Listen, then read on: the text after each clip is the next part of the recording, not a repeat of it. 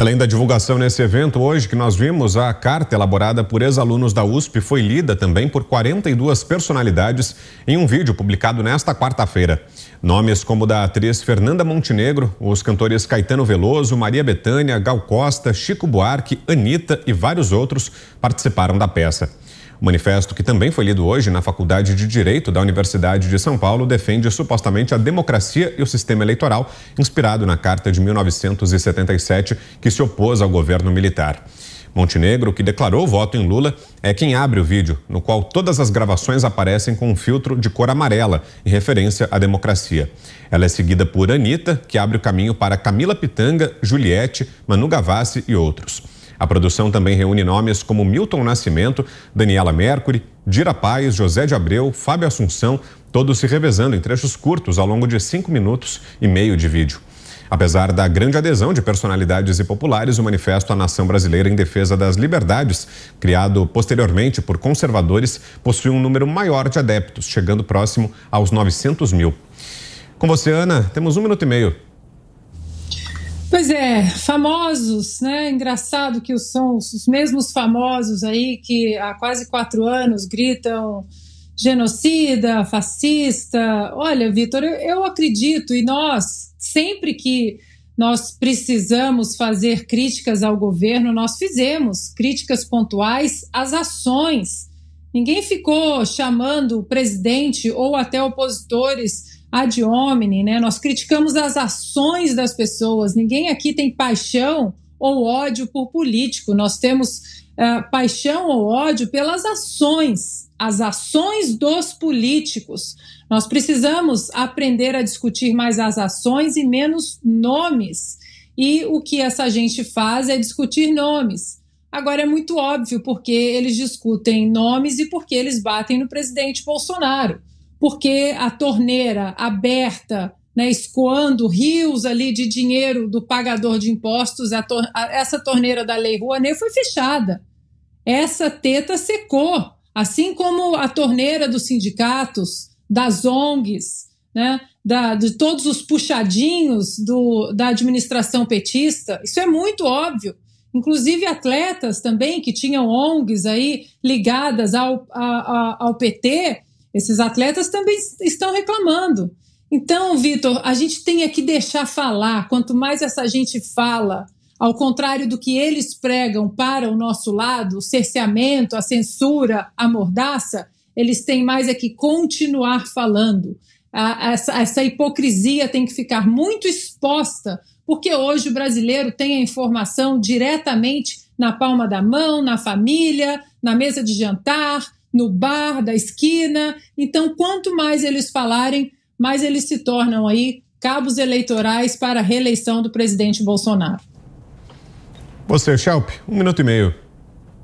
Bom, a gente comentou ontem, né, qual é o impacto que uma declaração, um posicionamento político, um posicionamento, enfim, em público, né, como esse, teria nas pessoas, né? Se for um apoio a um candidato, a gente já chegou à conclusão que dificilmente ajuda. As pessoas sabem separar o artista das suas opiniões ou convicções ideológicas.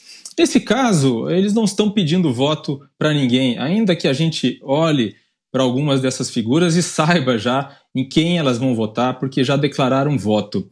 Agora, a intenção, obviamente, é mobilizar as pessoas, sensibilizar as pessoas para a questão do respeito justamente ao voto popular, né? É isso que está em jogo, é isso que vai acontecer nos próximos meses, no primeiro, no segundo turno, e esse voto, essa decisão que espera-se que seja respeitada.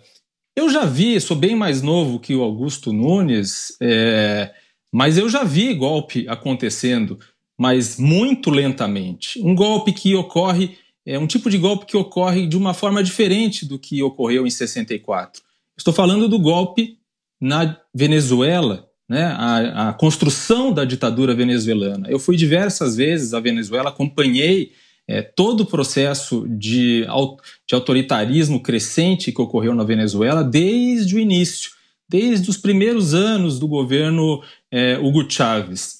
E vi como é possível corroer as instituições democráticas de maneira lentamente, sem precisar pôr as tropas na rua, depor alguém para ocupar o poder em seu lugar. Na verdade, Chávez foi eleito democraticamente em 98 e apenas alguns anos depois que ele começou realmente a botar as manguinhas de fora. Ele já tinha um pendor autoritário desde o começo, e isso às vezes era tratado como se fosse algo folclórico, inclusive pelos outros líderes da América Latina. Em determinado momento, ele conseguiu, de fato, avançar nesse sentido, quando as condições econômicas do país permitiram isso a ele, né? Inclusive, na época, eu discuti com um conhecido historiador brasileiro que achava que não, que a Venezuela não estava caminhando para uma ditadura, mas estava, e eu estava certo. No fim, se tornou, de fato, uma ditadura.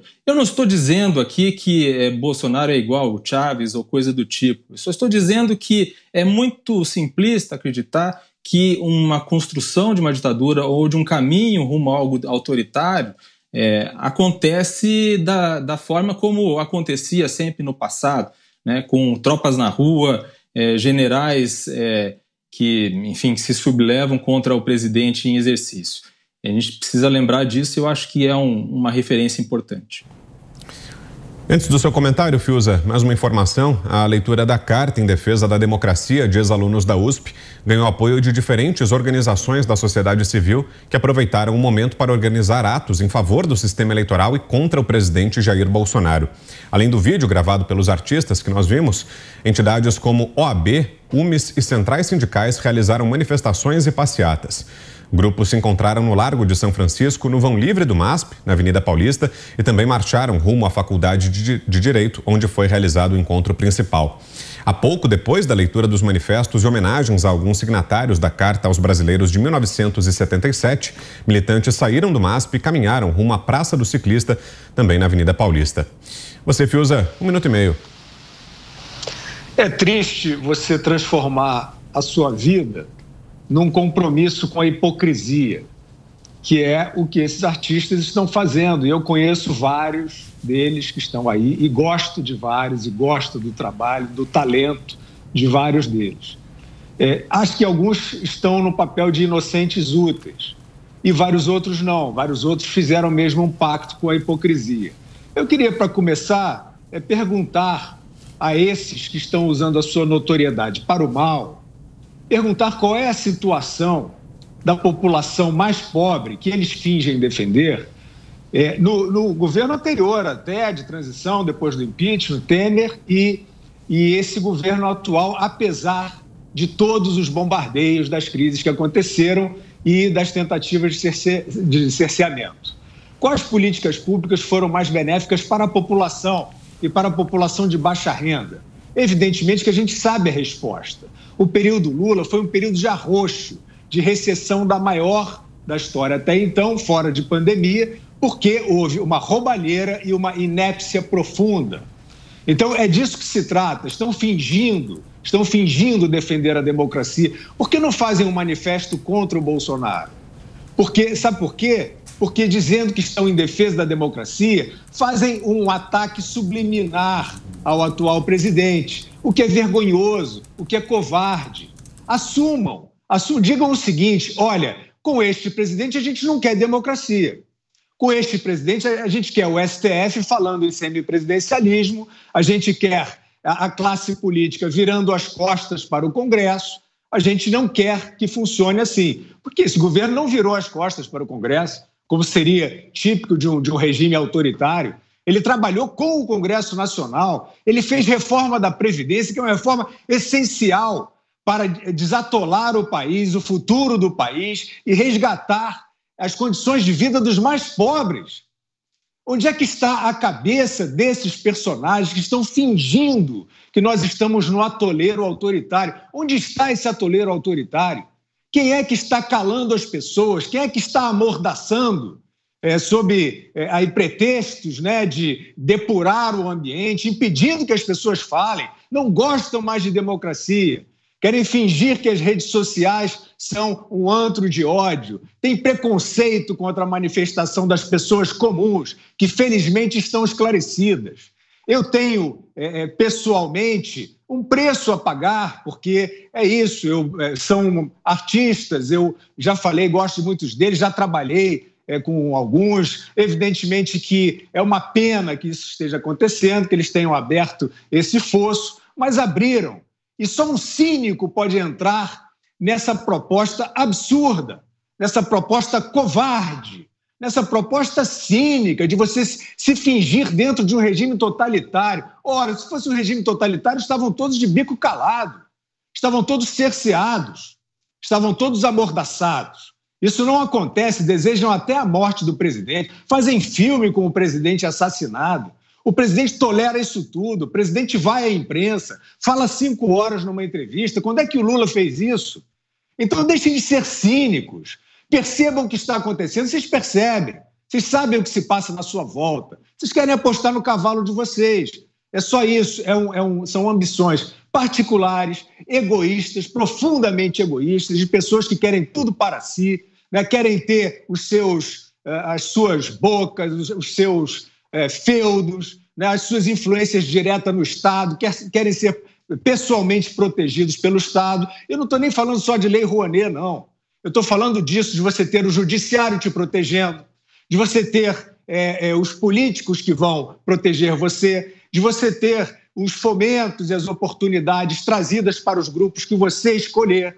Então, isso é muito feio, isso é muito diferente de democracia. Então, é isso, a gente vive essa crise de egoísmo, narcisismo, assim, com um péssimo verniz, o verniz desgastado, desbotado de resistência democrática, fingindo, lutando, colocando a sua vida contra o fascismo imaginário. É simplesmente uma vergonha. Augusto. Vamos usar o exemplo da Venezuela para ver de que lado estão os golpistas, tá? No programa Direto ao Ponto, discutimos a Venezuela segunda-feira. Então, vamos refrescar a memória. O Hugo Chávez, foi eleito presidente no final do século. Até 2002, quando o Bill Clinton ligava, o Chávez começava a botar as asinhas de fora, o Bill Clinton ligava para o Fernando Henrique, que pedia ao Chávez que fosse a Brasília para conversar com ele. Falava, olha, o Clinton está incomodado, o governo americano, como você diz, o Chávez ouvia e atendia. Em 2002, ocorreu a primeira manifestação, a primeira evidência, foi constatada a primeira evidência do que o Chávez pretendia, né? Neste momento, o Lula era candidato. O Lula foi eleito e, a partir daí, o governo brasileiro passou a apoiar abertamente a evolução da ditadura venezuelana, participando de comícios do Hugo Chávez e, mais tarde, do Maduro, apoiando explicitamente o que significa intromissão nos assuntos internos de outro país e financiando e sendo financiado pela Venezuela. Levamos um calote do Hugo Chávez de, hoje, 20 bilhões de dólares daquela refinaria Abreu e Lima, que ele assinou com o Lula. Quem elogiou o ditador Chávez e quem elogia o ditador Maduro? O Lula e a Dilma. Eles continuam cabos eleitorais. Segundo os participantes do programa, especialistas em golpes desse tipo, na Venezuela especificamente, o golpe foi dado por um militar que aparelhou o exército, subornou os oficiais e hoje tem o exército totalmente sob controle, com o dinheiro do petróleo. São corruptos os generais do poder, esses não passam fome, enquanto o Brasil acolhe, no governo atual, 350 mil refugiados venezuelanos. O Lula reiterou o apoio ao ditador Maduro. É uma ditadura. Lá não tem eleição, lá nem se pode criticar urnas, porque não existe esse negócio. Eles depõem o eleito se eles aceitarem a candidatura. Então lá há presos políticos. Aqui os presos políticos foram condenados a isso aí, a essa condição, pelo Supremo, com o silêncio, pelo menos aí da esquerda. Com o silêncio ou com o apoio aberto. E agora eles estão vendo a censura se estender ao site 247. E eu continuo contra. Agora, estão no poder, na Venezuela, os militares que o Zé Dirceu, numa entrevista recente, disse que deve ser cooptado, sim, por quem por quem é eleito para conquistar e consolidar a presença no poder. É isso, ele falou, o nosso erro foi não ter promovido os oficiais que simpatizavam com o governo e com o PT. É isso que eles pretendem fazer agora. Então é verdade, certos golpes já não seguem a moda antiga. Eles seguem a moda moderna, como o golpe da Venezuela, apoiado pelo PT, que pretende reprisá-lo no Brasil. Diogo Schelp, você tinha pedido a palavra, Schelp? A perfeita colocação do Augusto Nunes, foi um resumo muito bom do que aconteceu, um golpe lento, e eu gostaria apenas de acrescentar que antes mesmo da cooptação dos militares por parte de Chávez e depois por Nicolás Maduro, ocorreu a cooptação da Corte Suprema, da Suprema Corte venezuelana, e isso foi feito com um tipo de golpe, mas um golpe institucional, sem tropas nas ruas, que foi com uma mudança nas regras de nomeação dos juízes da Suprema Corte. Como foi feito isso? De uma tacada só, Chávez pôde indicar, ele aumentou o número de magistrados da Suprema Corte e indicou vários novos indicados de uma vez só, desequilibrando então a Suprema Corte, colocando juízes chavistas no lugar. E com isso ele dominou o poder judiciário. Foi a partir daí, só a partir daí, que ele realmente conseguiu avançar no seu projeto autoritário. Augusto Nunes. A observação é pertinente, sim. Eu deixei de citar a presença do poder judiciário no golpe da Venezuela. No programa, ficou muito claro que juízes subornados, não estou dizendo que é o caso aqui do Brasil, não, juízes subornados da Venezuela fazem parte da Corte Suprema, que apoiou tudo que o Chávez fez para consumar o golpe. Aqui, no Brasil, foi outro caminho. O PT nomeou 7 juízes, conseguiu a maioria, engrossada depois pela chegada do Alexandre de Moraes. E o Gilmar Mendes já estava lá. 9 ministros controlam o Supremo e também assinariam esse manifesto, fora Bolsonaro. Então, falta agora cooptar o Exército, como sugere o Zé Dirceu. O Supremo já é contra o presidente da República e age como partido de oposição. Só isso.